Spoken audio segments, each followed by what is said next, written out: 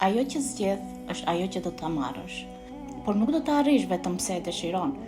Zgjedhja e vërtet ndodh përmes fjalëve dhe veprave, sepse fjala e besimtarit është pasqyrë e zemrës së tij. Kur ti lutesh Allahut për një punë, por thellë në ty nuk beson se do të punësohesh në një herë atje, kur ti mendon se kur nuk do ta nxjerrësh veten nga kjo gjendje, ose nuk ke fat, ose kështu ose ashtu, ti atëherë ke mbyllur vetë derën.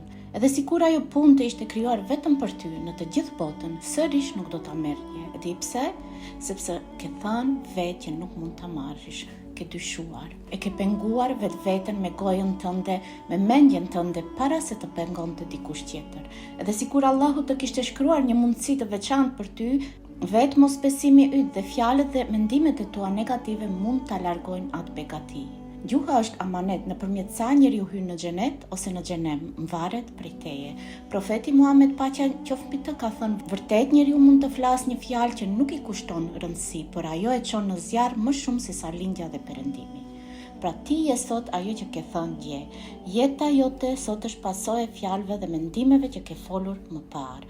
Nëse flet me dyshim, do ecësh me pasiguri. Nëse flet me besim dhe mbështetje në Allahun, dyert do të hapen sepse Allahu është sipas pritshmërisë së robit të tij. Nëse kjo video të frymëzoi, komento poshtë, unë besoj në Allahun dhe planin e tij. Asalamu alaikum.